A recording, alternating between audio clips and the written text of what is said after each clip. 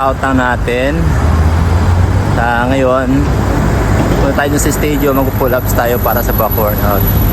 At ito nga pala yung lugar kung saan ako banda ng tatrabaho. Yan ang Galaxy.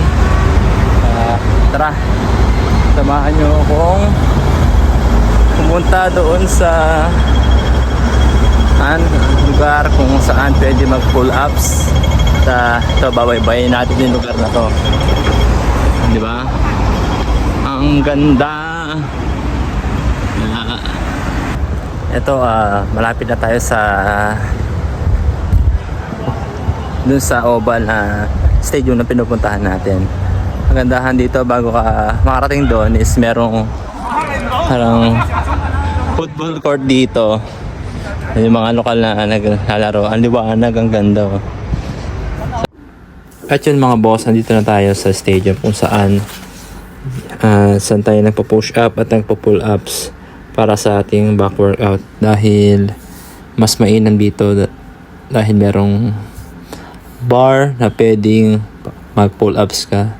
At sinasabayan ko na rin siya ng push up tsaka pull ups. At yun lang mga boss. I just wanna share this quote na restart, reset, refocus as many times as you need. You are your own greatest project.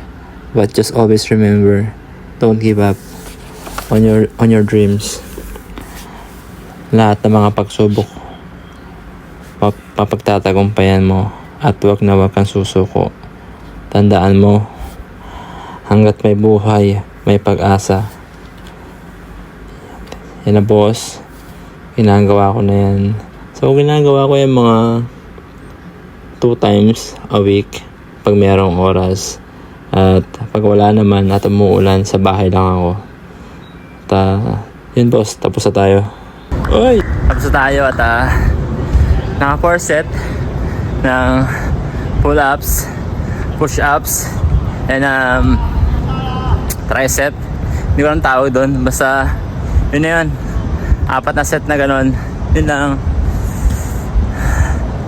Peace and love.